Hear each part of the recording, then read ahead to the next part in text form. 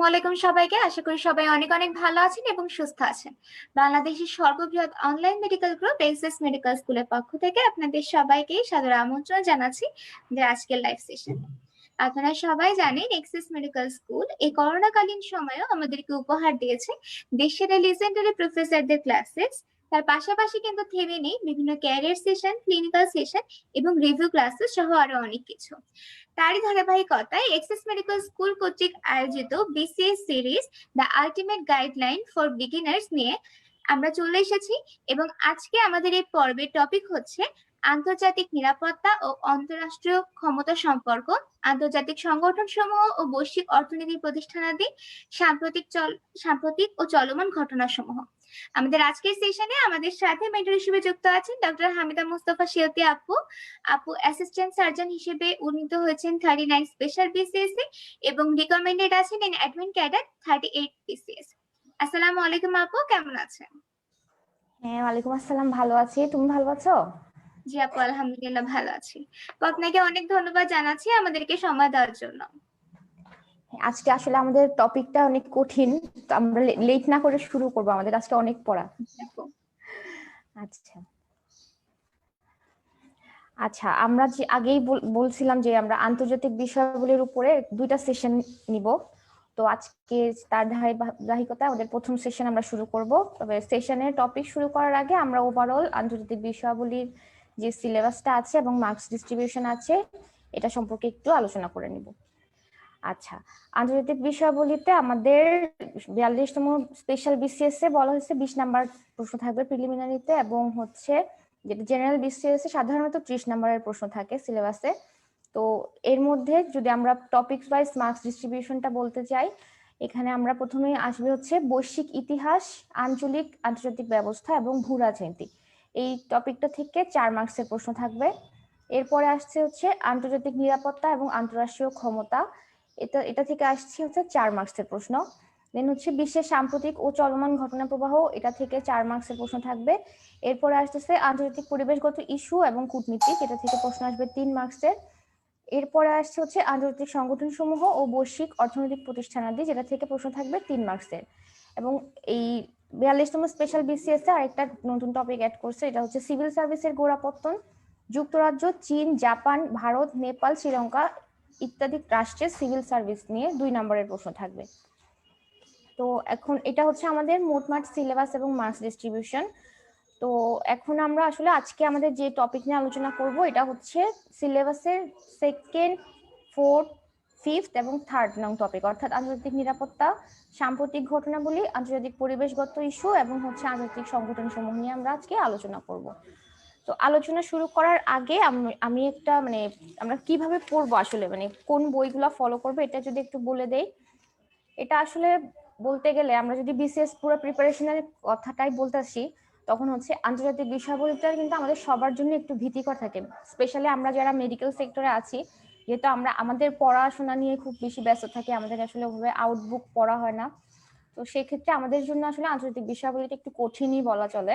এবং আসলে এটা এটা শুধু আমাদের জন্য, এটা সবার জন্যই কঠিন, কারণ এটা সিলেবাসটা অনেক বড় এবং গোছানো এক জায়গায় পাওয়াটাও খুব টাফ। সো আমাদের হচ্ছে একটা ভালো বুক লিস্ট জানা লাগবে।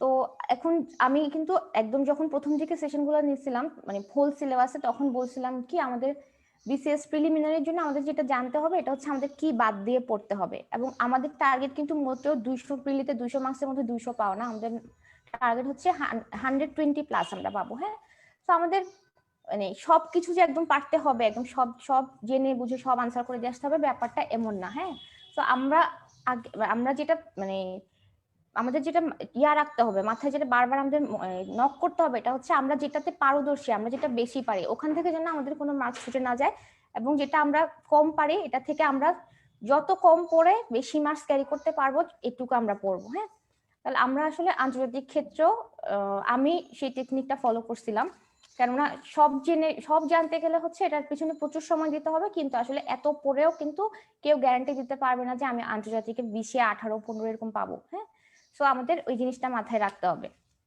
তাহলে এখন আমরা যে প্রথমে 5টা টপিক বললাম, এই টপিকগুলোর মধ্যে কিন্তু প্রথমে যে বৈশ্বিক ইতিহাস এবং আন্তর্জাতিক ব্যবস্থা ভূ রাজনীতি, এই টপিকটা থেকে প্রশ্ন কিন্তু বলা হয়েছে 4 মার্কসের, কিন্তু এটা হচ্ছে সবচেয়ে বড় একটা অংশ পুরো আন্তর্জাতিক সিলেবাসের।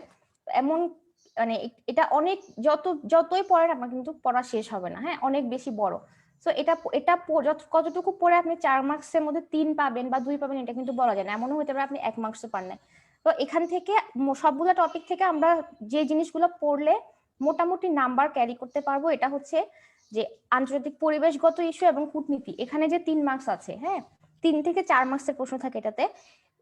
এই জিনিসটা পড়লে কিন্তু আমরা 3 থেকে 4 এর মধ্যে অ্যাটলিস্ট 2, ইভেন মাঝে মাঝে 3ও পাওয়া যেতে পারে। তাহলে আন্তর্জাতিক পরিবেশগত ইস্যু এবং কূটনীতি এই জিনিসটা খুবই ইম্পর্টেন্ট নাম্বার তোলার ক্ষেত্রে।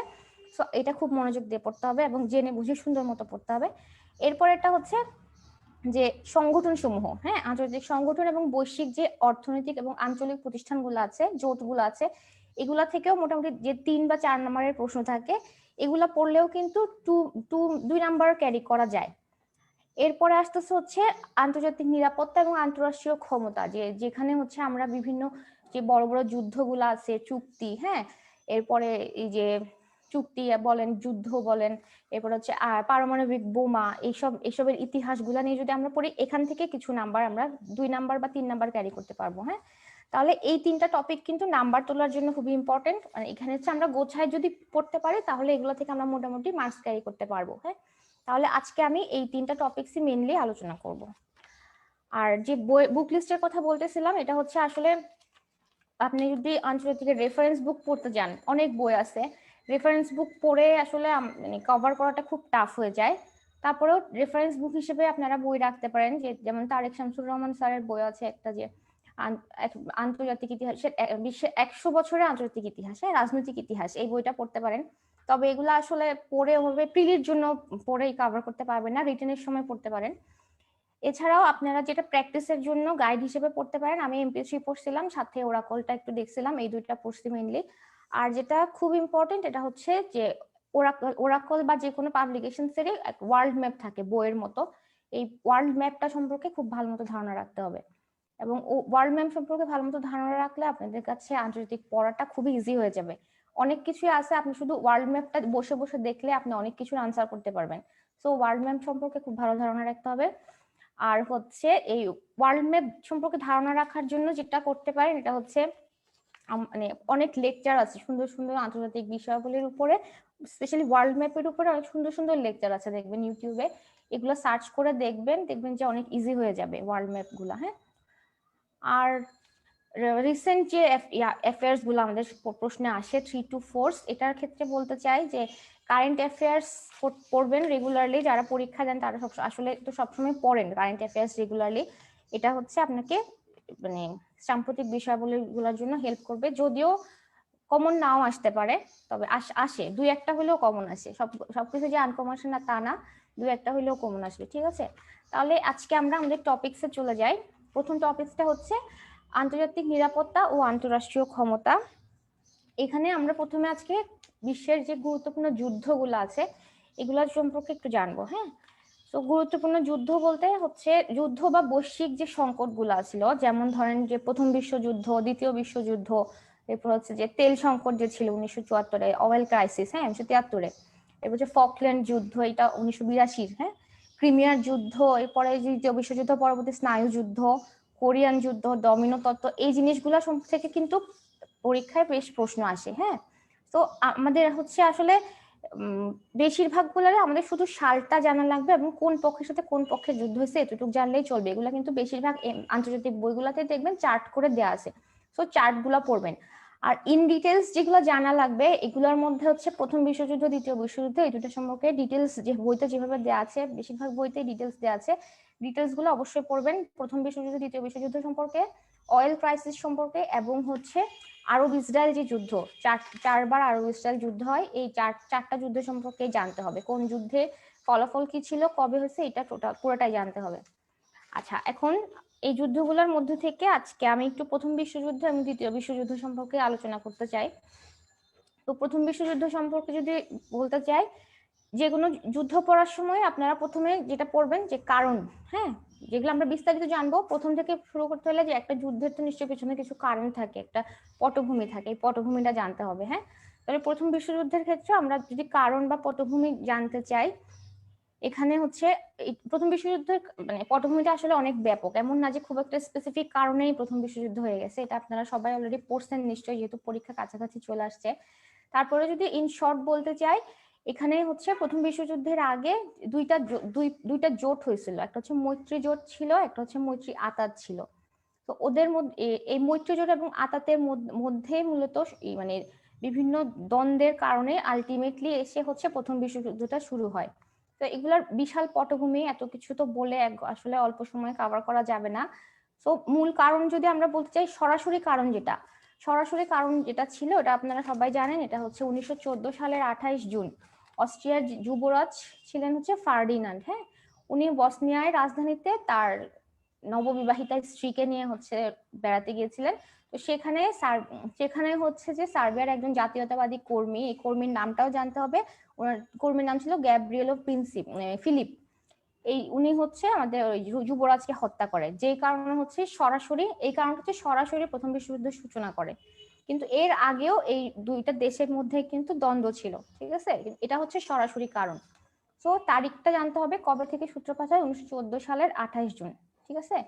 এরপরে যেটা জানতে হবে, এটা হচ্ছে যে বিশ্বযুদ্ধে মৈত্রীপক্ষ থাকে এবং মিত্রপক্ষ থাকে এবং হচ্ছে অক্ষ শক্তি থাকে। প্রথম বিশ্বযুদ্ধ এবং দ্বিতীয় বিশ্বযুদ্ধ দুইটার ক্ষেত্রে খুব ইম্পর্টেন্ট, কোন কোন দেশগুলা মিত্রপক্ষে ছিল, কোনগুলা হচ্ছে অক্ষ শক্তি ছিল, এটা জানতে হবে। আচ্ছা, এরপরে আসতেছে হচ্ছে যুদ্ধ যখন পড়বেন তখন যুদ্ধের শুরুর তারিখটা, কারণ যুদ্ধের শুরুর তারিখ, এরপর হচ্ছে যুদ্ধের মাঝখানে সব তো আর জানা সম্ভব না, কিছু কিছু ইম্পর্টেন্ট জিনিস থাকে, ওই জিনিসগুলা দেখবেন যে বইতে খুব সুন্দর করে গোছানোই লেখা থাকবে। ইম্পর্টেন্ট জিনিসগুলা, তারিখটা এবং হচ্ছে যে এই ইম্পর্টেন্ট জিনিসটা সম্পর্কে অল্প একটু জেনে রাখবেন। এরপরে যেটা জানবেন, এটা হচ্ছে যুদ্ধের ফলাফল। মানে যুদ্ধের ফলাফল আসলে কি? যুদ্ধের ফলাফল বলতে আমরা সাধারণত চিন্তা করি কে জিতলো বা কে হারলো, ব্যাপারটা আসলে এরকম না যে জিতলো বা হারলো এর পরেও কিন্তু একটা সুদূর প্রসারী প্রভাব থাকে। এই প্রভাবগুলো কি ছিল? যেমন প্রথম বিশ্বযুদ্ধের ক্ষেত্রে কিন্তু এই জিনিসটা খুব ইম্পর্টেন্ট, যে রেজাল্ট কি ছিল। রেজাল্ট ছিল হচ্ছে বেলফোর অ্যানাউন্সমেন্ট ছিল, মানে হচ্ছে বেলফোর ঘোষণা, যেটা এটা একটা ফলাফল। হ্যাঁ, এরপর হচ্ছে 14 দফা, দ্বিতীয় ভার্সাই চুক্তি, জাতিপুঞ্জ গঠন, সেভার্স চুক্তি এবং যুগোস্লাভিয়া গঠন, এই প্রত্যেকটাই ছিল হচ্ছে প্রথম বিশ্বযুদ্ধের ফলাফল। তো এই প্রত্যেকটা জিনিস ইম্পর্টেন্ট। হচ্ছে বেলফোর ঘোষণা, এরপর হচ্ছে উইড্রো উইলসন কর্তৃক 14 দফা ঘোষণা, দ্বিতীয় ভার্সাই চুক্তি, জাতিপুঞ্জ গঠন, সেভার্স চুক্তি এবং যুগোস্লাভিয়া রাষ্ট্র গঠন, ঠিক আছে। এখন আসতেছে বেলফোর ঘোষণা। এই সবগুলো রেজাল্টের মধ্যে থেকে বেলফোর ঘোষণাটা আমাদেরকে ইন ডিটেলস জানতে হবে। বেলফোর ঘোষণাটা আসলে কি ছিল? বেলফোর ঘোষণাটা আসলে ছিল হচ্ছে যে ঘোষণার মাধ্যমে ইসরায়েল রাষ্ট্র গঠনের একটা ঘোষণা দেওয়া হয়, ঠিক আছে, ইসরায়েল রাষ্ট্র গঠনের প্রতিশ্রুতি দেওয়া হয় বেলফোর ঘোষণার মাধ্যমে। তো এটা আন্তর্জাতিক রাজনীতির জন্য খুবই ইম্পর্টেন্ট এবং পরীক্ষার জন্য ইম্পর্টেন্ট। তো এখানে বেলফোর ঘোষণার সাথে সাথে একটা নাম চলে আসবে, নামটা হচ্ছে চিম ওয়াইজম্যান। চিম ওয়াইজম্যান কে ছিলেন এটা আপনারা সবাই জানেন। চিম ওয়াইজম্যান ছিলেন হচ্ছেন একজন ইহুদি বৈজ্ঞানিক ছিলেন, ঠিক আছে। উনি করেন কি, প্রথম বিশ্বযুদ্ধ চলার সময় 1917 সালে একটা বিস্ফোরক আবিষ্কার করেন। বিস্ফোরকটার নাম ছিল হচ্ছে এসিটন। তো এসিটন আবিষ্কারের কারণে হয় কি, যে উনি তো ব্রিটিশ ছিলেন, তখন হচ্ছে এই বিস্ফোরকের কারণে ব্রিটিশরা হচ্ছে যুদ্ধে বেশ মানে আগায় যায় আর কি, বিস্ফোরকটার আবিষ্কারের কারণে। যে কারণে বেলফোর ঘোষণায় ওনার টিম ওয়াইজম্যান নামক এই বিজ্ঞানীকে হচ্ছে লন্ডনে একটা সংবর্ধনা দেওয়া হয় 1917 সালে, ঠিক আছে। এবং উনি হচ্ছেন ওই সংবর্ধনা অনুষ্ঠানে ব্রিটিশ পররাষ্ট্র সচিব যে ছিলেন তার কাছে একটা ঈশ্বরের প্রতিষ্ঠিত ইহুদি রাষ্ট্র দাবি করেন উপহার হিসেবে। তো ওনার এই দাবির প্রেক্ষিতেই হচ্ছে তখন ওনাকে প্রতিশ্রুতি দেওয়া হয় যে ইসরায়েল নামক একটা ইহুদি রাষ্ট্র গঠিত হবে। এটা ছিল বেলফোর ঘোষণা, ঠিক আছে। এর পরবর্তীতে এই ঘোষণার প্রেক্ষিতেই কিন্তু 1948 সালে ইসরায়েল রাষ্ট্র গঠিত হয়। তো বেলফোর ঘোষণার তারিখ এবং এটার প্রেক্ষাপটটা অবশ্যই জানতে হবে। আচ্ছা, বেলফোর ঘোষণার পরে হচ্ছে যে মার্কিন প্রেসিডেন্ট উইড্রো উইলসন কর্তৃক যে 14 দফা ঘোষণা করা হয়, এই 14 দফা ঘোষণাটাও ইম্পর্টেন্ট। এবং এটার প্রথম দফা ছিল শান্তিপূর্ণ এবং উন্মুক্ত কূটনীতি। আর এটার মধ্যে সবচেয়ে ইম্পর্টেন্ট হচ্ছে 14 দফাটা, যেটাতে বলা হয়েছিল জাতিপুঞ্জ প্রতিষ্ঠা করার কথা। হ্যাঁ, আর অর্থাৎ এই উইথড্রয়াল 14 দফা ঘোষণার মধ্যে 14তম দফার মাধ্যমে মূলত 1920 সালে জাতিপুঞ্জ গঠিত হয়েছিল। এরপরে আসতেছে হচ্ছে দ্বিতীয় ভার্সাই চুক্তি। দ্বিতীয় ভার্সাই চুক্তির মাধ্যমে কি হয়? দ্বিতীয় ভার্সাই চুক্তির মাধ্যমে হচ্ছে আনুষ্ঠানিকভাবে প্রথম বিশ্বযুদ্ধের সমাপ্তি ঘটে। এর তারিখটা ছিল কবে? তারিখ ছিল 28 জুন 1919। 28 জুন 1919, ঠিক আছে। কিন্তু এটা হচ্ছে আনুষ্ঠানিক সমাপ্তি, কিন্তু প্রথম বিশ্বযুদ্ধের একটা অনানুষ্ঠানিক সমাপ্তির ডেট আছে, এটা হচ্ছে 11 নভেম্বর 1918। অর্থাৎ 11 নভেম্বর 1918 অনানুষ্ঠানিকভাবে প্রথম বিশ্বযুদ্ধ শেষ হয়, কিন্তু আনুষ্ঠানিকভাবে শেষ হয় হচ্ছে দ্বিতীয় ভার্সাই চুক্তির মাধ্যমে, যেটা কিনা হয় হচ্ছে 1919 সালে 28 জুন, ঠিক আছে। এটা হচ্ছে দ্বিতীয় ভার্সাই চুক্তি। এখন দ্বিতীয় ভার্সাই চুক্তি সম্পর্কে আমাদের কিছু জানতে হবে, কারণ দ্বিতীয় ভার্সাই চুক্তিটার জন্যই কিন্তু পরবর্তীতে দ্বিতীয় বিশ্বযুদ্ধের সূচনা হয়।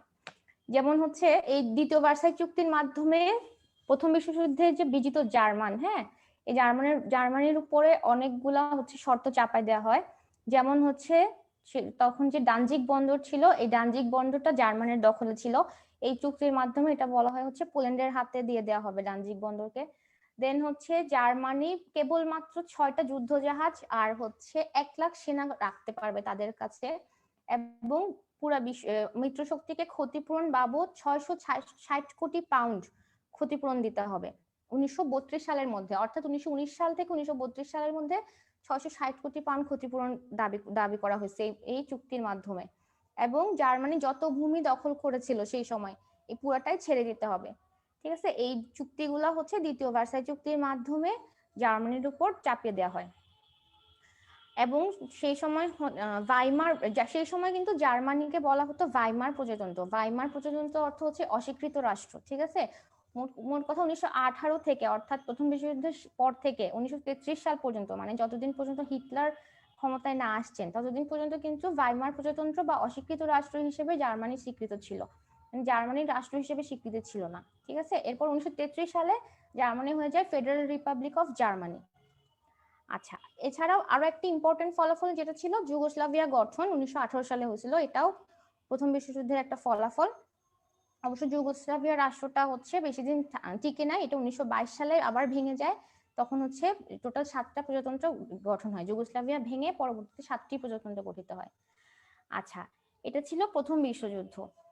প্রথম বিশ্বযুদ্ধ থেকে যা যা বললাম এটা ইন ডিটেলস পড়বেন, প্রথম বিশ্বযুদ্ধ খুব ইম্পর্টেন্ট।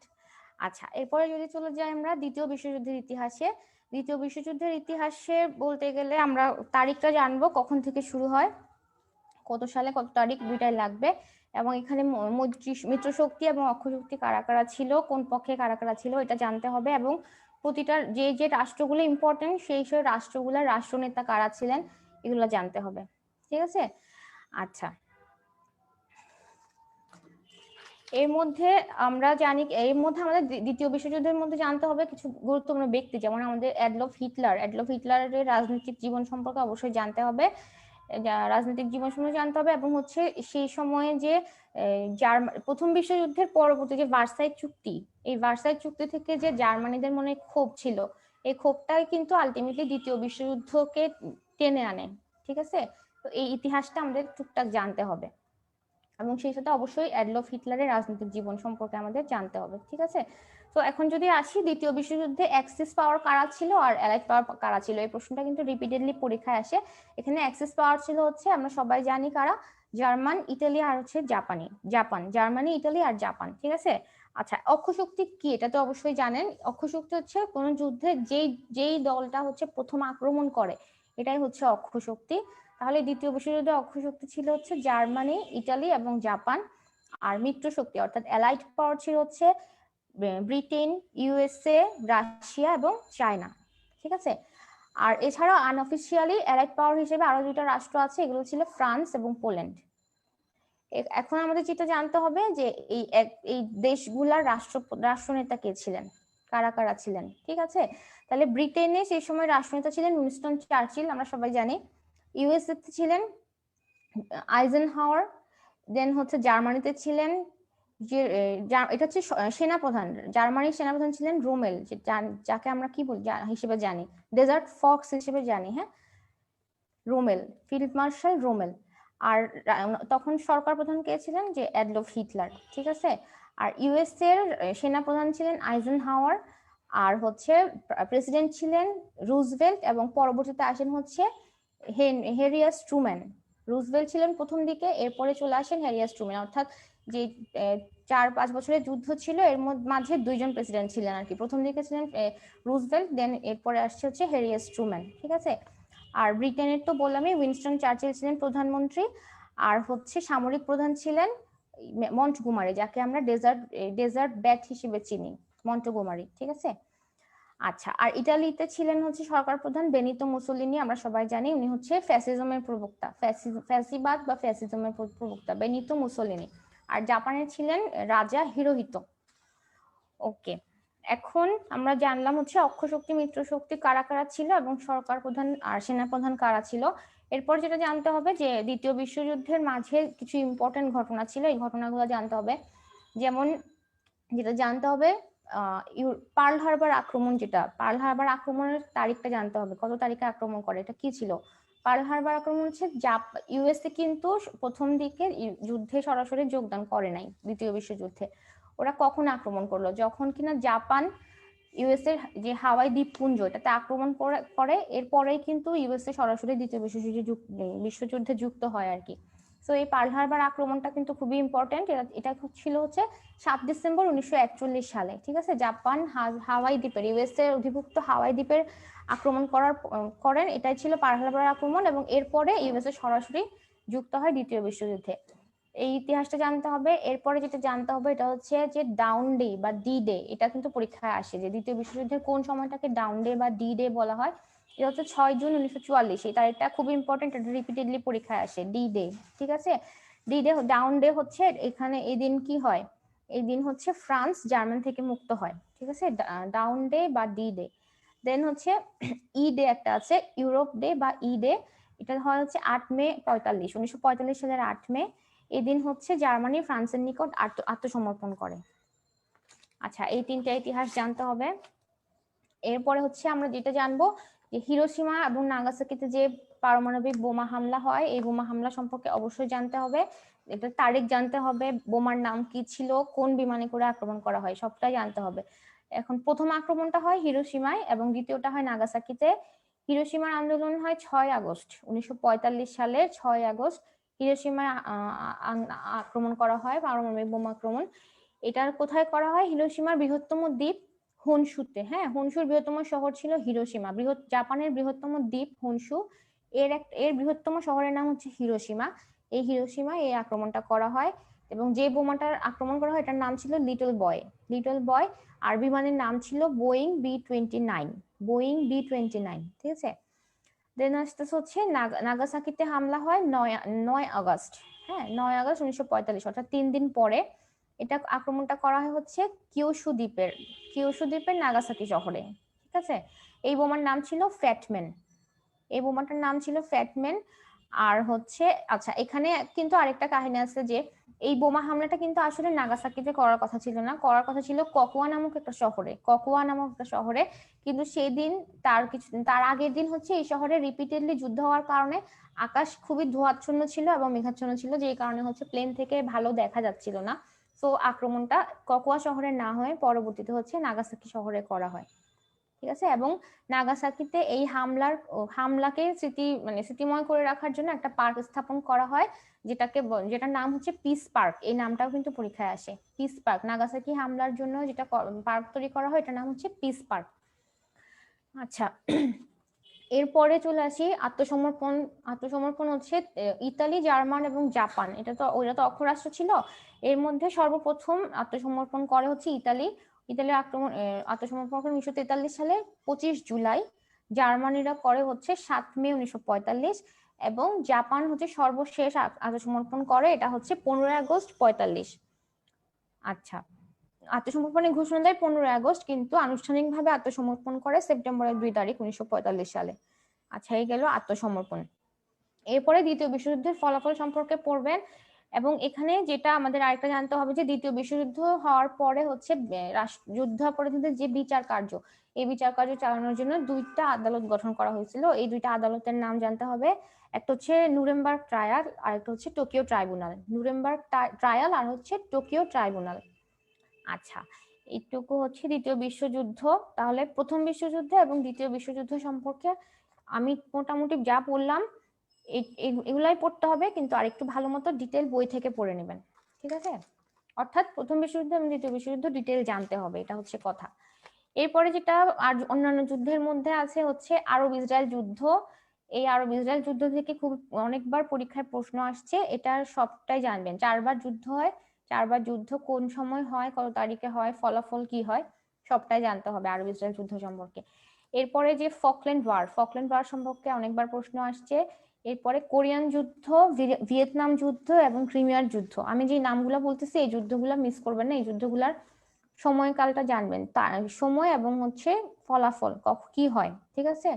তাহলে ফকল্যান্ড ওয়ার, ক্রিমিয়ার যুদ্ধ, কোরিয়ান যুদ্ধ, ভিয়েতনাম যুদ্ধ এবং আরব ইসরায়েল যুদ্ধ, এইগুলো খুবই ইম্পর্টেন্ট।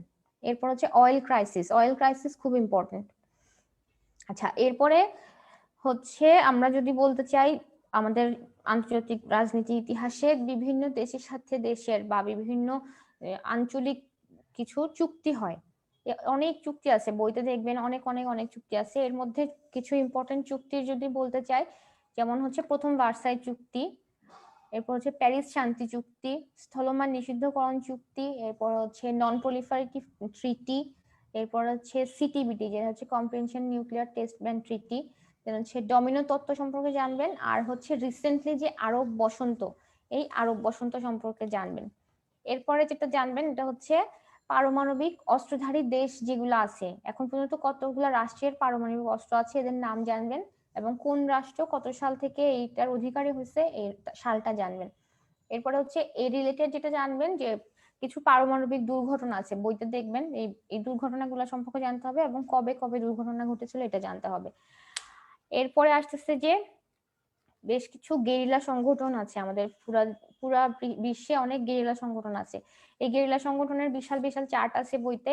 এর মধ্যে ইম্পর্টেন্ট গুলার নাম আমি একটু উল্লেখ করে যাই, যেমন হচ্ছে পিএলও, ব্ল্যাক সেপ্টেম্বর, ফোর্স 17 বা F-17, এরপর হচ্ছে হামাস, এরপর হচ্ছে লাস্কারি তৈয়বা, তারপর হচ্ছে JKLF, হ্যাঁ, আল কায়দা, এরপর হচ্ছে উলফাটা সম্ভবত 38-এ আসছে, এরপর হচ্ছে Shining Path, God's Army, Red Army, ISIS। এগুলা সম্পর্কে অবশ্যই জানবেন। এগুলো সম্পর্কে কি জানবেন হচ্ছে এটার ফুল ফর্মটা জানবেন। ফুল ফর্ম যেমন পিএলও, এটা বলতে কি বোঝায় ফুল ফর্মটা জানবেন। JKLF ফুল ফর্মটা জানবেন। এরপর হচ্ছে এটা হচ্ছে কোন দেশ ভিত্তিক, এটা অবশ্যই জানবেন। এরপর জানবেন এটার মানে বর্তমান প্রধান নেতাকে, এটা জানবেন। এই তো এগুলো সম্পর্কে এই 3টে তথ্য জানবেন সবগুলা সম্পর্কে, ঠিক আছে?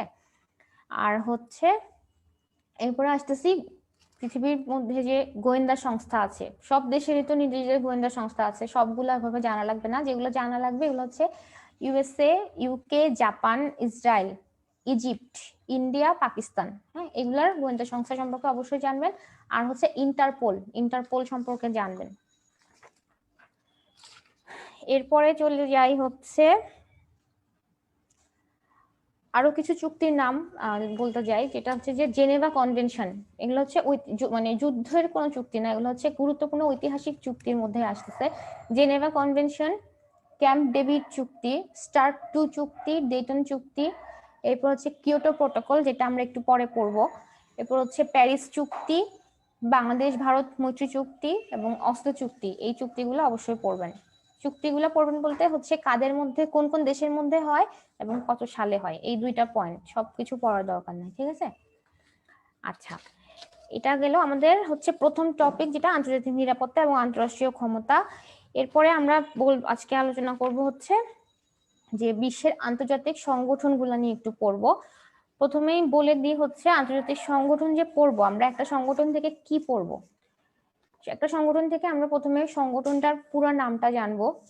আমরা তো সাধারণত যেমন WTO, IMF, NAM এভাবে বলি, এটার পুরো নামটা আমাদের জানতে হবে। এরপর জানতে হবে এটার সদর দপ্তর কোথায় অবস্থিত। এরপর জানতে হবে একটা ওই সংগঠনটার মোট সদস্য সংখ্যা এবং সর্বশেষ সদস্য, এবং সেটা যদি রিসেন্ট ইয়ারে হয়, এটা খুবই ইম্পর্টেন্ট, পরীক্ষায় চলে আসে। সর্বশেষ সদস্য ধরেন ধরেন 2020-এ বা 2019-এ অথবা 2021-এর শুরুর দিকে যদি কোনো নতুন রাষ্ট্র সদস্য হিসেবে অ্যাড হয়, ওটা কিন্তু পরীক্ষায় চলে আসে। তাহলে এই জিনিসটা জানতে হবে। এরপর জানতে হবে যেটা, এটা হচ্ছে ওই সংগঠনে বাংলাদেশ কবে থেকে সদস্য পদ লাভ করে, কোন সালে, এই জিনিসটা জানতে হবে। এরপর জানতে হবে ওই সংগঠনটার যে অফিসিয়াল ল্যাঙ্গুয়েজ, এই অফিসিয়াল ল্যাঙ্গুয়েজ গুলো জানতে হবে। যেমন 38-এ আসছিল ওয়াইসি অফিসিয়াল ল্যাঙ্গুয়েজ, এটা আসছিল 38-এ। এরপর হচ্ছে সবগুলা না, তবে কিছু কিছু সংগঠনের ইতিহাস গুলো জানতে হবে। যেমন হচ্ছে জাতিসংঘ, জাতিপুঞ্জ, এরপর হচ্ছে European union, OIC, WTO, NAM, এই সংগঠনগুলোর হচ্ছে ইন ডিটেলস মোটামুটি জানতে হবে। কিন্তু অন্যগুলার হচ্ছে জাস্ট যেগুলা বললাম এগুলাই জানলে হবে, ঠিক আছে? তাহলে এখন অনেক তো আন্তর্জাতিক সংগঠন এবং আঞ্চলিক জোট আছে, এর মধ্যে আমাদেরকে যেগুলা খুব বেশি জোর দিয়ে পড়তে হবে, এগুলো যদি বলতে যাই, প্রথমে আসতেছে হচ্ছে জাতিপুঞ্জ। জাতিপুঞ্জের কিন্তু ইতিহাসটাও পড়তে হবে, যেহেতু এটা প্রথম বিশ্বযুদ্ধের ফলাফল, আমরা একটু ইতিহাসটা পড়বো। দেন হচ্ছে জাতিসংঘ গঠনের ইতিহাসটাও পড়তে হবে। এরপর আসতেছে হচ্ছে বিশ্ব স্বাস্থ্য সংস্থা, ইউনিসেফ, ডব্লিউটিও, হ্যাঁ, আইএমএফ, বিশ্ব ব্যাংক। দেন আসতেছে হচ্ছে NAM, NATO, OIC, European Union, G7, G20, BRICS, D8, OPEC, CIRDAP, Asian, তারপর হচ্ছে সার্ক, বিমস্টেক, আইডিবি এবং হচ্ছে এডিবি। অর্থাৎ যেগুলা বললাম এগুলা থেকে হচ্ছে যেগুলো ইতিহাস পড়তে হবে, যেমন জাতিসংঘ, জাতিপুঞ্জ আর হচ্ছে ওআইসি, ইইউ, এগুলোর কিন্তু পুরো ডিটেলস পড়তে হবে। আর বাকিগুলার হচ্ছে শুধু যে আমি বলে দিলাম, সদর দপ্তর, মোট সদস্য, সর্বশেষ সদস্য, বাংলাদেশ কবে সদস্য পদ লাভ করে এবং হচ্ছে অফিসিয়াল ভাষা, এই জিনিসগুলো জানবেন। আর বাকি আমি এখন হচ্ছে যেগুলো ইতিহাস বলতে হবে এই জিনিসগুলো একটু টাচ করব। যেমন হচ্ছে আমরা প্রথমে আজকে ডিটেলস বলবো হচ্ছে জাতিসংঘ এবং হচ্ছে ইউরোপিয়ান ইউনিয়ন, এই দুটা নিয়ে একটু ডিটেলস বলবো। ডিটেলস বলতে অল্প সময় যতটুকু ডিটেলস পারা যায়। আচ্ছা, প্রথমে জাতিসংঘ যদি পড়তে শুরু করি, জাতিসংঘের প্রতিষ্ঠাকালটা আমাদের জানতে হবে। জাতিসংঘের প্রতিষ্ঠাকাল আমরা সবাই জানি, এটা হচ্ছে 24শে অক্টোবর 1945 সাল, তাই না? এবং এটা সদর দপ্তর কোথায়, এটা আমরা সবাই জানি, নিউ ইয়র্কে। হ্যাঁ, নিউ ইয়র্কের ম্যানহাটনে এটা সদর দপ্তর অবস্থিত। এবং এটা থেকে আরেকটা যেটা জানতে হবে যে এটার একটা ইউরোপিয়ান কার্যালয় আছে। ইউরোপিয়ান কার্যালয়টা হচ্ছে কোথায়, আমরা সবাই জানি, জেনেভা, সুইজারল্যান্ডে। ঠিক আছে, তাহলে সদর দপ্তর হচ্ছে নিউ ইয়র্ক, কিন্তু ইউরোপিয়ান কার্যালয় হচ্ছে জেনেভা, এটা কিন্তু ভুল করা যাবে না। দেন আসতেছে হচ্ছে জাতিসংঘের বর্তমান মহাসচিবের নাম, উনি হচ্ছেন 13তম মহাসচিব অ্যান্টোনিও গুতেরেস, আমরা সবাই জানি উনি একজন পর্তুগিজ ব্যক্তি। হ্যাঁ, এরপরে যেটা জানতে হবে যে জাতিসংঘের পতাকা সম্পর্কে একটু জানতে হবে। জাতিসংঘের পতাকাটা কেমন, এটা হচ্ছে হালকা নীল ব্যাকগ্রাউন্ডের উপরে সাদা রঙের জাতিসংঘের যে প্রতীকটা আছে এই প্রতীকটা বসানো। এবং জাতিসংঘের প্রতীকটা সম্পর্কে জানতে হবে। প্রতীকটাতে কি আছে, পৃথিবী একটা হচ্ছে, মাঝখানে একটা পৃথিবী ম্যাপ, যেটা যে গোলকটা, হ্যাঁ গোলকটা আছে, এবং দুই পাশে জলপাই গাছের ডাল আছে। জলপাই গাছের ডাল হচ্ছে শান্তির প্রতীক। এতটুকু জানলাম। এরপরে যেটা জানবো, জাতিসংঘের দাপ্তরিক ভাষা কয়টি, জাতিসংঘের দাপ্তরিক ভাষা 6টি। কি কি এটা আমরা একটু দেখে নিব, এটা অবশ্যই জানতে হবে, ঠিক আছে? আচ্ছা, এরপরে যেটা জানতে হবে, জাতিসংঘের ইতিহাস যদি বলতে চাই, জাতিসংঘের ইতিহাসের মধ্যে যে 3টা জিনিস খুব ইম্পর্টেন্ট, একটা হচ্ছে লন্ডন ঘোষণা। লন্ডন ঘোষণাটা 12ই জুন 1941 সালে হয়। এরপর এটা হচ্ছে আটলান্টিক ঘোষণা, এটা হচ্ছে 12ই আগস্ট 1941 সালে হয়। যেটা কিনা কোথায় হয়, যা কার কার মধ্যে হয়, এটা ছিল হচ্ছে রুজভেল্ট এবং উইনস্টন চার্চিল। হ্যাঁ, এই দুইজনের মাধ্যমে এই ঘটনাটা হয় 1948 সালে 12ই আগস্ট। দেন আসতেছে হচ্ছে বিভিন্ন ধাপে ধাপে অতিক্রম করার পরে আলটিমেটলি একটা জাতিসংঘ সনদ তৈরি হয়। জাতিসংঘ সনদটা 1945 সালে 26শে জুন সান ফ্রান্সিসকো সম্মেলন নামে একটা সম্মেলনের মাধ্যমে 50টি দেশ এই সনদে স্বাক্ষর করে। হ্যাঁ, 26 জুন 1945। এবং পরবর্তীতে 15ই অক্টোবর 51তম দেশ হিসেবে পোল্যান্ড এটাকে স্বাক্ষর করে এই জাতিসংঘ সনদে। এবং সর্বশেষ 24 অক্টোবর 1945 সাল থেকে এই সনদটা কার্যকর হয় এবং ওই দিনটাকেই জাতিসংঘ দিবস বলা হয়। তাহলে জাতিসংঘের প্রতিষ্ঠাকাল হিসেবে ওই তারিখটাই কিন্তু ধরা হয়, যেটা কিনা 24 অক্টোবর 1945। ঠিক আছে, আচ্ছা এখন আসি জাতিসংঘের সদস্য। বর্তমানে জাতিসংঘের মোট সদস্য হচ্ছে কতটা দেশ, 193টা দেশ। এর মধ্যে সর্বশেষ দেশ হচ্ছে দক্ষিণ সুদান। ঠিক আছে, আর দুইটা দেশ আছে যেগুলাকে বলা হয় হচ্ছে এরা সদস্য না কিন্তু স্থায়ী পর্যবেক্ষক রাষ্ট্র, এগুলার নাম আমরা সবাই জানি, ফিলিস্তিনি এবং ভ্যাটিকান সিটি। ঠিক আছে, আরেকটা প্রশ্ন আসে যেটা হচ্ছে জাতিসংঘের প্রতিষ্ঠাকালীন সদস্য কয়টি। এটা আমরা সবাই জানি, এটা কতটা, এটা হচ্ছে যে সেই যে জাতিসংঘ সনদে স্বাক্ষরকারী যে প্রথম 51টা দেশ, এই 51টা দেশ হচ্ছে প্রতিষ্ঠাকালীন সদস্য, 51টা। ঠিক আছে, আচ্ছা এরপরে আর কিছু আরেকটা যেটা জানবেন জাতিসংঘ থেকে, এটা হচ্ছে বাংলাদেশ এবং জাতিসংঘ, মানে বাংলাদেশ জাতিসংঘে কবে সদস্যপদ লাভ করে, 1974 সালে, তাই না, 17 সেপ্টেম্বর 1974 সালে। এবং প্রথম বাংলা ভাষায় ভাষণ দেন কে, জাতিসংঘের সাধারণ ইয়াতে হচ্ছে প্রথম বাংলা ভাষায় ভাষণ দেন আমাদের জাতির জনক বঙ্গবন্ধু শেখ মুজিবুর রহমান। এবং এই জাতিসংঘের সাধারণ পরিষদে বাংলাদেশি একজন সভাপতি হয়েছিলেন একবার, তার নাম কি, খুবই গুরুত্বপূর্ণ ব্যক্তি, হুমায়ুন রশিদ চৌধুরী, উনি ছিলেন সাধারণ পরিষদে বাংলাদেশের সভাপতি। এই একজনই এখন পর্যন্ত বাংলাদেশের সভাপতি সাধারণ পরিষদে ছিলেন, হুমায়ুন রশিদ চৌধুরী। এরপরে আরেকটা যেটা ইম্পর্টেন্ট, এটা হচ্ছে এখন পর্যন্ত বাংলাদেশ কিন্তু জাতিসংঘের নিরাপত্তা পরিষদের সদস্য লাভ করেছেন 2বার, এটা অবশ্যই জানতে হবে 2বার, এবং কোন কোন সালে সদস্যপদ লাভ করছে এটাও কিন্তু জানতে হবে, এটা একটু দেখে নেবেন। আচ্ছা, এরপরে চলে যাই জাতিসংঘের অঙ্গ সংগঠন, অর্থাৎ জাতিসংঘের গঠনটা কিরকম। জাতিসংঘের মূল অঙ্গ সংগঠন হচ্ছে 6টা, হ্যাঁ, এর মধ্যে একটা হচ্ছে সাধারণ পরিষদ, দেন হচ্ছে নিরাপত্তা পরিষদ, এরপর হচ্ছে অর্থনৈতিক এবং সামাজিক কাউন্সিল, আন্তর্জাতিক আদালত, অসি পরিষদ এবং হচ্ছে সচিবালয়। এর মধ্যে আমাদের সবগুলা সংগঠন থেকে অল্প অল্প টুকটাক জিনিস জানতে হবে। যদি প্রথমে আসি সাধারণ পরিষদে, এর মধ্যে জানতে হবে এর সদস্য, সাধারণ পরিষদের সদস্য মানে হচ্ছে জাতিসংঘের সদস্য, এটা আমরা জানি সবাই, 193টা রাষ্ট্র। ঠিক আছে, আচ্ছা, এর প্রথম অধিবেশন বসে হচ্ছে 1946 সালের 10 জানুয়ারি, এবং এদিন সভাপতি ছিলেন পল হেনরি স্ম্যাক, তিনি ছিলেন বেলজিয়ামের একজন অধিবাসী, পল হেনরি স্ম্যাক প্রথম সভাপতি। এবং প্রথম নারী সভাপতি, এটা খুবই খুবই খুবই ইম্পর্টেন্ট, উনি আমাদের দক্ষিণ এশিয়ার একজন গুরুত্বপূর্ণ মহিলা ব্যক্তিত্ব, বিজয় লক্ষ্মী পণ্ডিত, আমরা সবাই জানি, উনি ছিলেন প্রথম নারী সভাপতি জাতিসংঘের। ঠিক আছে, এরপরে হচ্ছে আরেকটা যেটা জানতে হবে যে প্রতি বছর সাধারণ পরিষদের কিন্তু একটা বার্ষিক অধিবেশন হয়, হ্যাঁ, এই অধিবেশনটা কবে হয়, এটা সাধারণত হয় প্রতি বছর সেপ্টেম্বরের 3য় মঙ্গলবার, এই জিনিসটাও পরীক্ষায় আসে। আচ্ছা, সাধারণ পরিষদ থেকে এতটুকু ইনফরমেশন আমরা জানার চেষ্টা করব। দেন যেটা সবচেয়ে ইম্পর্টেন্ট অঙ্গগুলোর মধ্যে, সেটা হচ্ছে নিরাপত্তা পরিষদ, এটা খুবই ইম্পর্টেন্ট। এখান থেকে যেটা জানতে হবে, প্রশ্ন কিন্তু এখানে একটু টেকনিক্যাল, আপনার কাছে আপনাকে 3ভাবে মানে প্রশ্ন করতে পারে এভাবে যে নিরাপত্তা পরিষদের সদস্য কয়টি, আপনারা অনেকেই আনসার করে দিবেন 5টি, আসলে কিন্তু নিরাপত্তা পরিষদের স্থায়ী সদস্য কয়টি, এটার আনসার হচ্ছে 5টি। কিন্তু যদি বলে সদস্য কয়টি, শুধু সদস্য, স্থায়ী অস্থায়ী কিছুই বলে নাই, তখন কিন্তু উত্তর হয়ে যাবে 15টি। কেননা জাতিসংঘের সদস্য কিন্তু 2 ধরনের আছে, একটা হচ্ছে স্থায়ী সদস্য, একটা হচ্ছে অস্থায়ী সদস্য। এর মধ্যে স্থায়ী সদস্য হচ্ছে সেই বড় 5টি দেশ, এটা আমরা সবাই জানি, আর অস্থায়ী সদস্য হচ্ছে 10টি। এই অস্থায়ী সদস্যগুলা 2 বছরের জন্য মানে সিলেকশন হয়, এবং পরবর্তী 2 বছর পর এগুলো কিন্তু আবার চেঞ্জ হয়ে যায়, প্রতিটা মানে প্রতি 10টা রাষ্ট্রই 2 বছর পর পর চেঞ্জ হয়ে যায়। ঠিক আছে, তাহলে প্রশ্নটা খেয়াল করবেন যে মোট সদস্য আসছে নাকি শুধু স্থায়ী সদস্য আসছে নাকি অস্থায়ী সদস্য আসছে।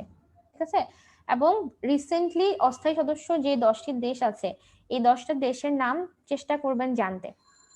ঠিক আছে, আচ্ছা, এরপরে যেটা জানবেন, ওই একটু আগেই বললাম বাংলাদেশ কতবার এবং কোন কোন সালে অস্থায়ী সদস্যপদ লাভ করে, এটা ছিল 1974 সাল, আর একটা খুব সম্ভবত 1999, এটা একটু দেখে নেবেন।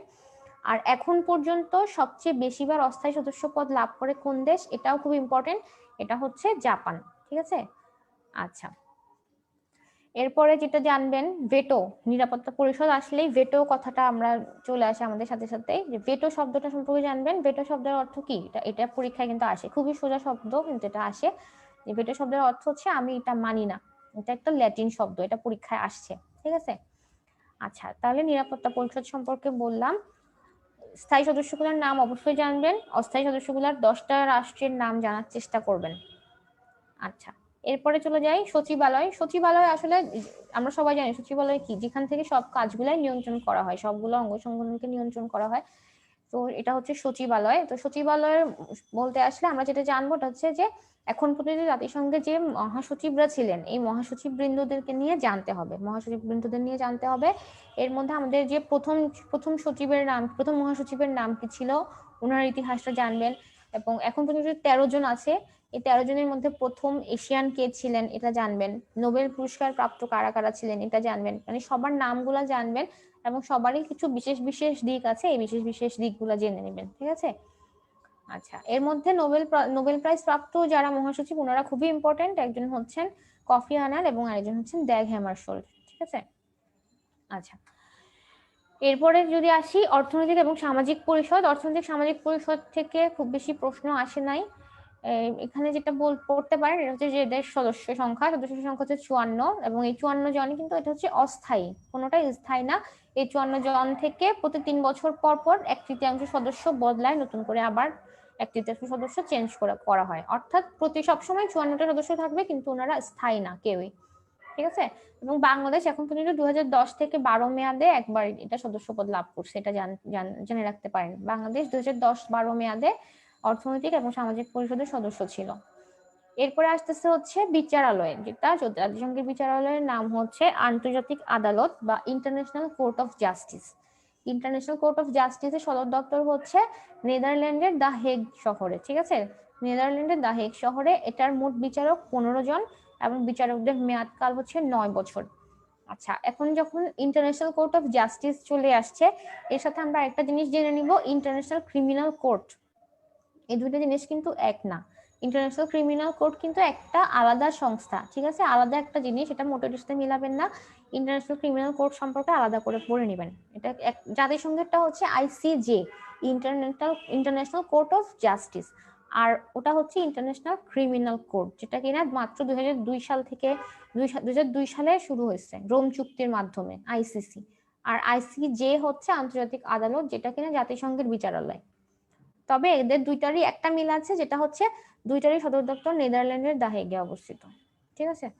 এরপরে যেটাতে যাবো এটা হচ্ছে আরেকটা অঙ্গ সংগঠন অসি পরিষদ। এই অসি পরিষদটা এখন বর্তমানে কোনো কাজ নাই, কেননা এটার কাজ ছিল হচ্ছে যে যেসব দেশ খুবই অনুন্নত এবং সদ্য স্বাধীনতা প্রাপ্ত অথবা স্বাধীনতা কামী, যারা হচ্ছে নিজেদের টেক কেয়ার করতে পারতো না, উন্নয়নের জন্য অন্য অন্য রাষ্ট্র বা অন্যান্য সংগঠনের সাহায্য লাগতো, এদেরকে সাহায্য করা, দেখভাল করা ছিল ওসি পরিষদের কাজ।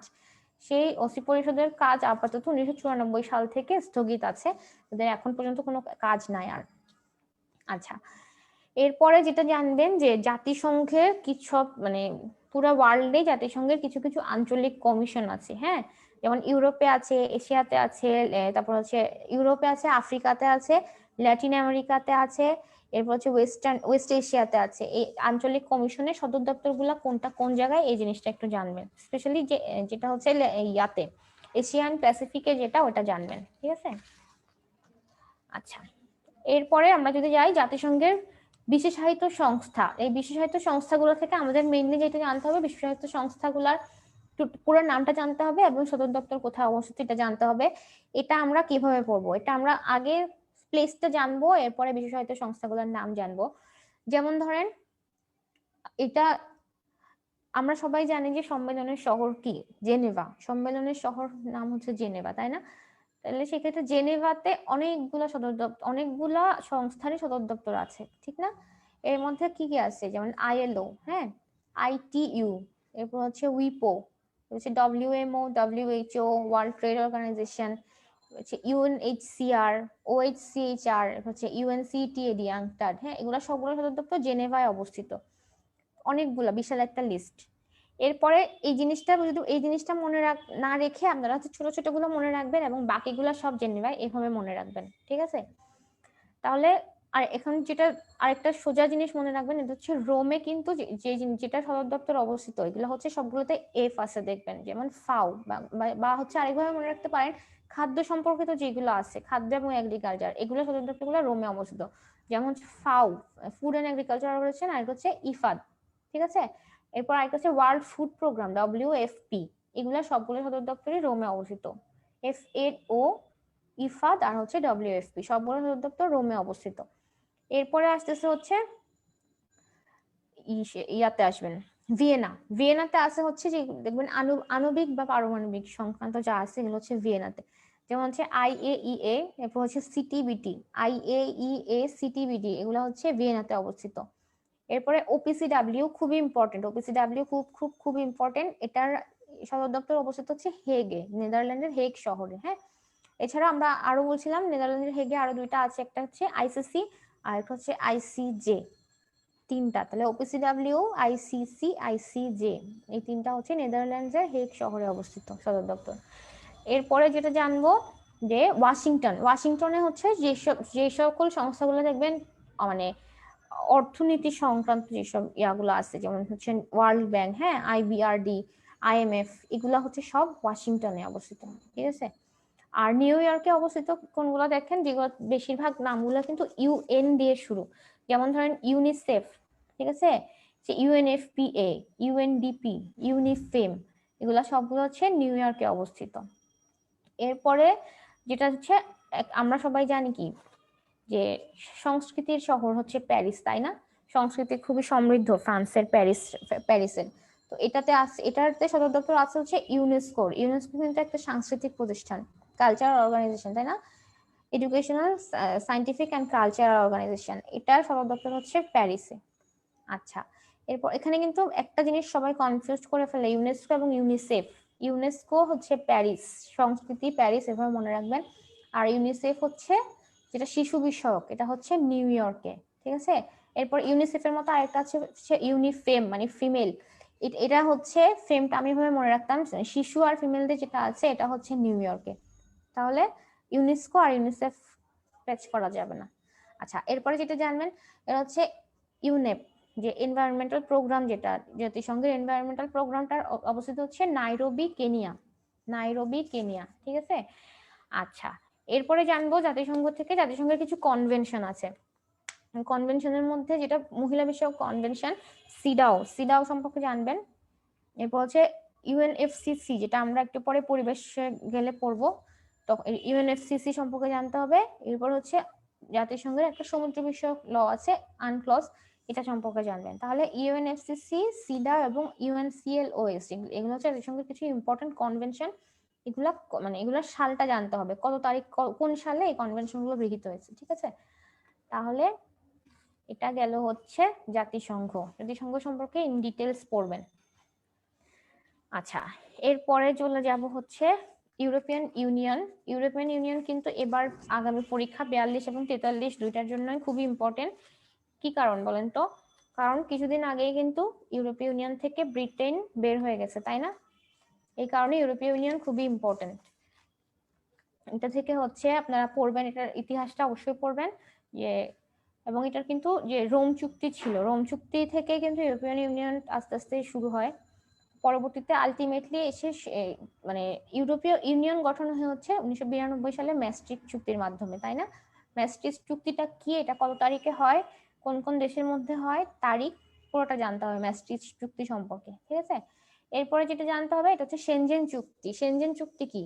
সেনজেন চুক্তি হচ্ছে 1985 সালে হয়। এটা আমরা সবাই জানি যে ইউরোপিয়ান কান্ট্রি গুলোতে কিন্তু বেশিরভাগই যেগুলো ইউরোপীয় ইউনিয়নভুক্ত দেশ, এদের মধ্যে কিন্তু পাসপোর্টবিহীন সীমান্ত, অর্থাৎ এক দেশ থেকে আরেক দেশে গেলে পাসপোর্ট লাগে না। তো এই যে একটা সিদ্ধান্ত, এই সিদ্ধান্তটা নেওয়া হয়েছিল যে চুক্তিটার মাধ্যমে, এই চুক্তিটার নামই হচ্ছে সেনজেন চুক্তি। এটা 1985 সালে গ্রহণ করা হয়, ঠিক আছে। এরপরে ইউরোপিয়ান ইউনিয়ন থেকে অবশ্যই যেগুলো জানবেন এটা হচ্ছে যে মোট সদস্য কয়টা। এটা কিন্তু ব্রিটেন বের হয়ে যাওয়ার পর এখন কিন্তু মোট সদস্য হয়ে গেছে 27টা, তাই না? আচ্ছা, এরপরে জানবেন ইউরোপীয় ইউনিয়নের সদর দপ্তর অবশ্যই জানবেন ব্রাসেলস, বেলজিয়ামের ব্রাসেলস শহরে। হ্যাঁ, এরপরে জানবেন হচ্ছে ইউরোপীয় ইউনিয়নের যে একক মুদ্রা ইউরো। হ্যাঁ, ইউরো সম্পর্কে জানবেন, এটা রবার্ট মুন্ডেল ছিলেন ইউরোর প্রবক্তা। এটা 1999 সালের 1 জানুয়ারি থেকে চালু হয় এবং বর্তমানে কতটি দেশে ইউরো চালু আছে এটা জানতে হবে। সব ইউরোপীয় ইউনিয়নভুক্ত সব দেশে কিন্তু ইউরো চালু নাই, ঠিক আছে, সবগুলা দেশে কিন্তু ইউরো চালু নাই। আবার এমন কিছু দেশে ইউরো চালু আছে যেগুলা ইউরোপীয় ইউনিয়নের অন্তর্ভুক্ত না, সবগুলাই জানতে হবে। অর্থাৎ যে সমস্ত পৃথিবীর মধ্যে যে সমস্ত দেশ ইউরো ইউজ করে টাকা হিসেবে, মানে মুদ্রা হিসেবে, এই সবগুলা দেশই কিন্তু ইউরোপীয় ইউনিয়নের অন্তর্ভুক্ত না। আবার ইউরোপীয় ইউনিয়নের সব দেশও কিন্তু ইউরো ব্যবহার করে না। তো মোট কতটা দেশ ব্যবহার করে, কোনগুলা ইউরো অন্তর্ভুক্ত এবং কোনগুলা ইউরো অন্তর্ভুক্ত না, এই তিনটা ইনফরমেশন আলাদা আলাদা করে জানতে হবে।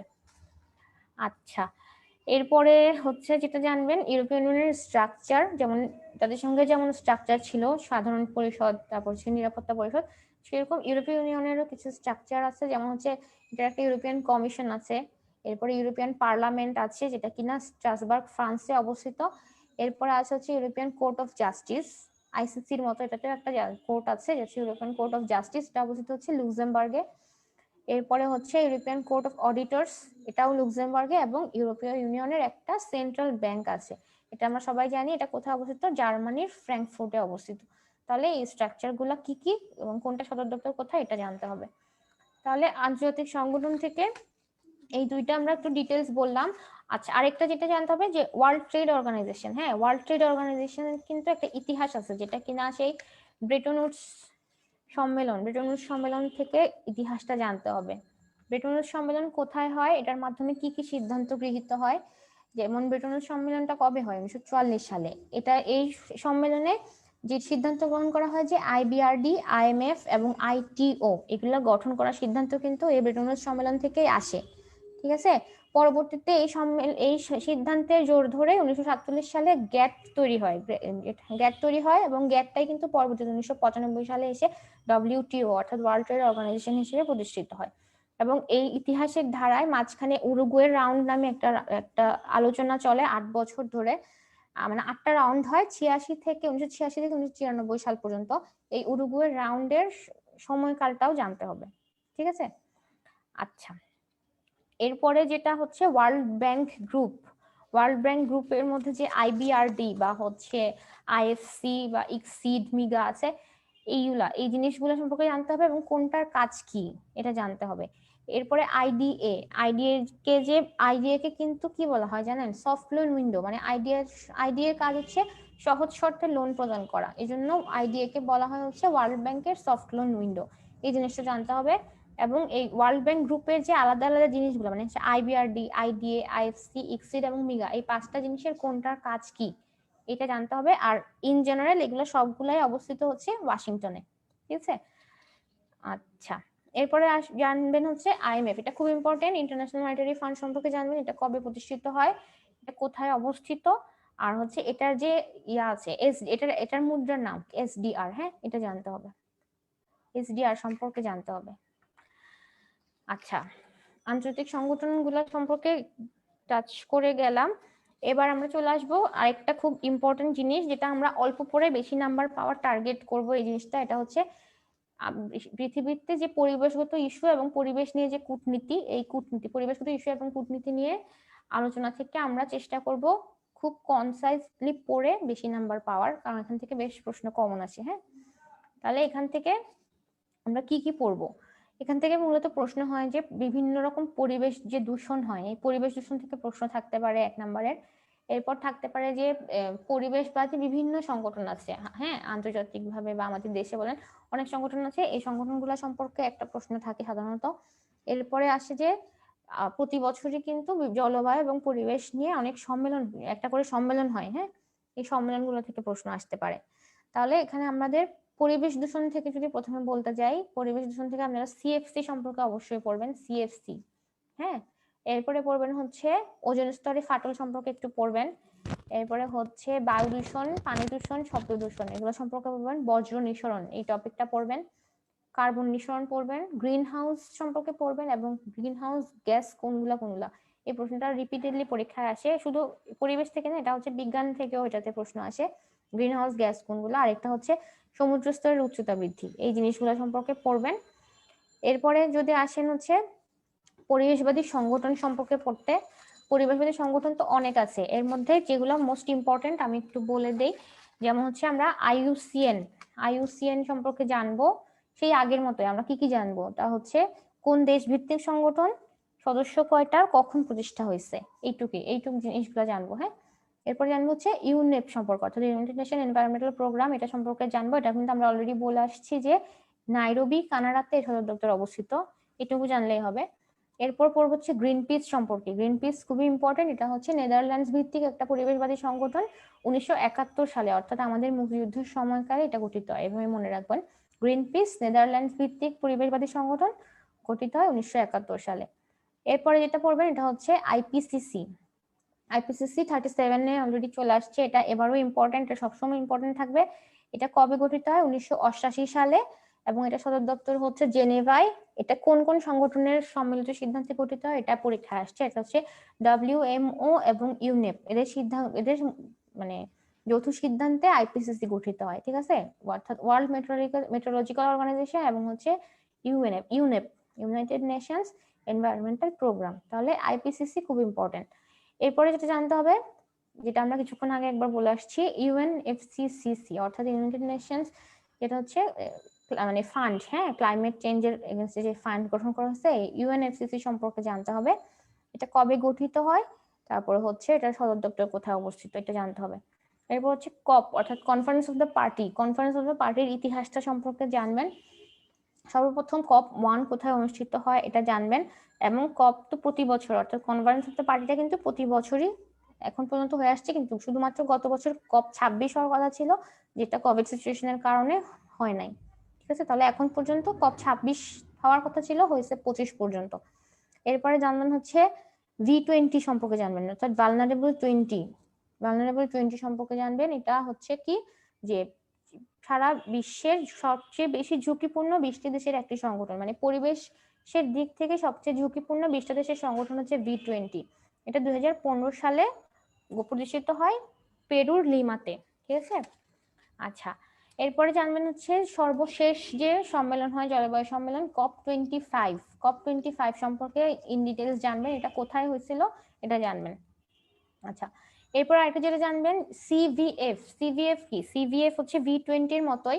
সিভিএফ এর ফুল ফর্ম হচ্ছে, আপনারা অলরেডি নিশ্চয়ই পড়ছেন, ক্লাইমেট ভালনারেবল ফোরাম। এটা হচ্ছে সারা বিশ্বের 11টা ভালনারেবল দেশ, পরিবেশ সংক্রান্ত 11টা ভালনারেবল দেশ, যেটা 2009 সালে প্রতিষ্ঠা হয়। অর্থাৎ সিভিএফও হচ্ছে ভালনারেবল 11টা কান্ট্রি, আর V20 হচ্ছে ভালনারেবল 20টা কান্ট্রির সংগঠন, ঠিক আছে।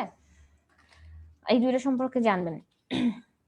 আর জানবেন যেটা বললাম যে COP25 সম্পর্কে জানবেন, আর COP26 যেটা হওয়ার কথা ছিল কিন্তু হয় নাই, এটা কোথায় হওয়ার কথা ছিল এটা জানবেন। আচ্ছা, এরপরে হচ্ছে COP26টা আসলে হওয়ার কথা ছিল হচ্ছে স্কটল্যান্ডের গ্লাসগো শহরে, কিন্তু কোভিড প্যান্ডেমিকের কারণে এটা বাতিল হয়ে গেছে, এটা আর হয় নাই। এটা জানবেন কোথায় হওয়ার কথা ছিল, স্কটল্যান্ডের গ্লাসগোতে, COP26, ঠিক আছে। এরপরে হচ্ছে জানবো যে ইম্পর্টেন্ট যে সম্মেলন, এখন পর্যন্ত পরিবেশ ইস্যু নিয়ে অনেক সম্মেলন হয়ে আসছে, সেই সম্মেলনগুলোর মধ্যে থেকে ইম্পর্টেন্ট যে সম্মেলন এগুলা সম্পর্কে একটু জানবো। এগুলো যদি বলতে যাই, আমি হচ্ছে সাল ওয়াইজ মানে সময় ওয়াইজ সিরিয়ালি বলে আসি, সেই প্রথম থেকে। 1971 সালের রামসার কনভেনশন সম্পর্কে জানবেন। 1971 সালের রামসার কনভেনশন।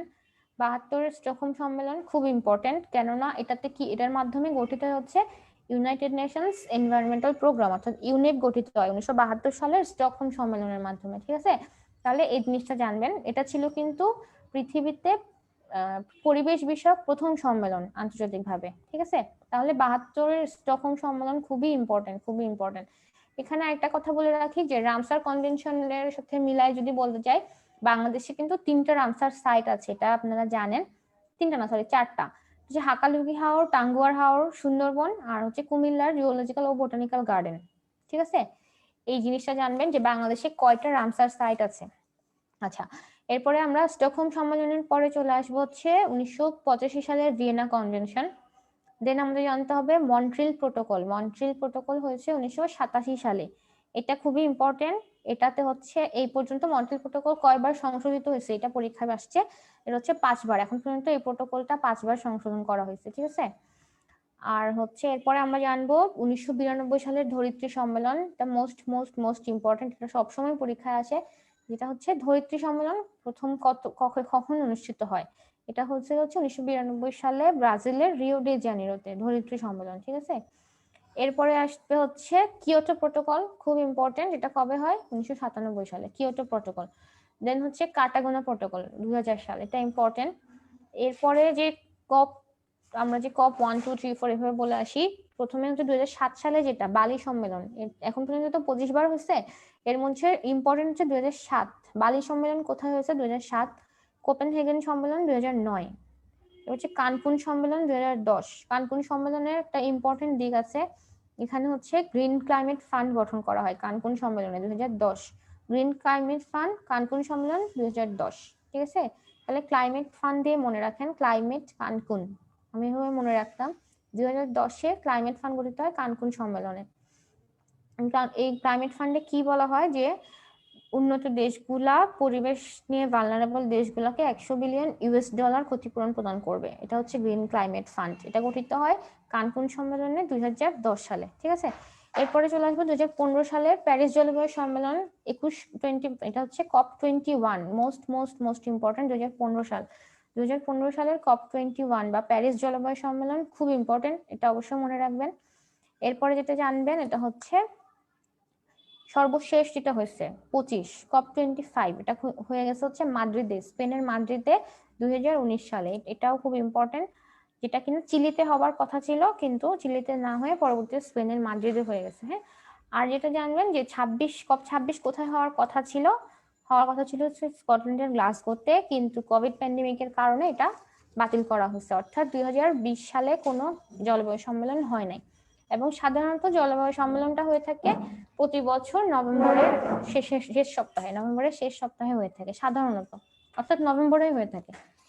আচ্ছা, এরপরে হচ্ছে আমাদের যে পরিবেশ সংক্রান্ত কিন্তু অনেকগুলা ইম্পর্টেন্ট পুরস্কার আছে, আন্তর্জাতিক পুরস্কার। ঠিক আছে, এই আন্তর্জাতিক পুরস্কারের মধ্যে কিন্তু আমাদের মাননীয় প্রধানমন্ত্রী শেখ হাসিনা বেশ কয়েকবার পুরস্কার পাইছে, এবং উনি কি কি পুরস্কারগুলো পাইছেন এবং কবে কবে পাইছেন এই জিনিসগুলো একটু জেনে নেবেন।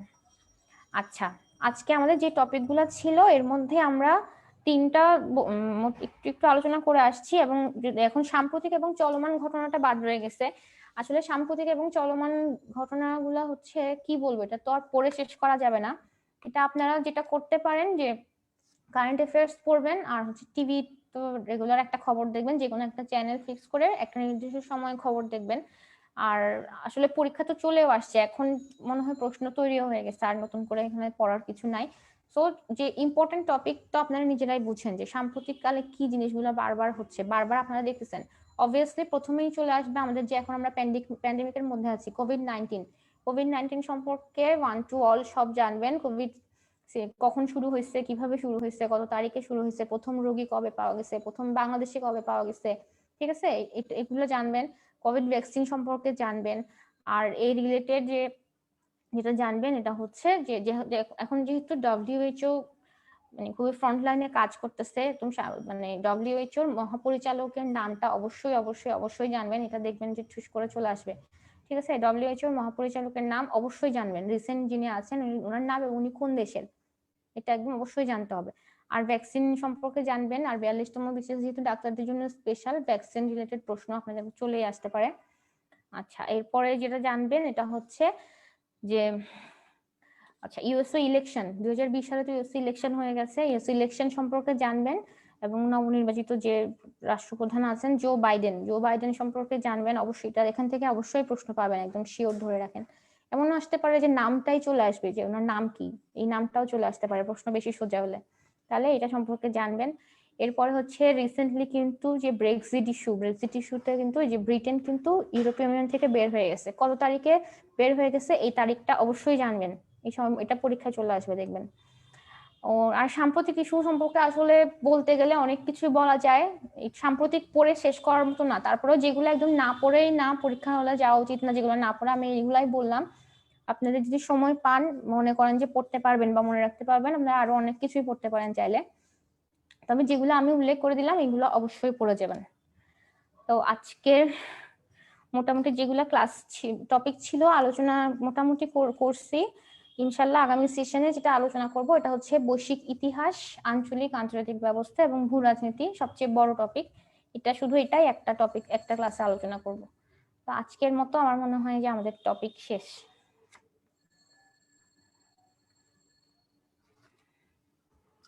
অনেক অনেক ধন্যবাদ আপু, আপনি আসলে অনেক সময় নিয়ে আমাদেরকে সেশন গুলো দিচ্ছেন, এই জন্য আপনার কাছে অনেক বেশি কৃতজ্ঞ।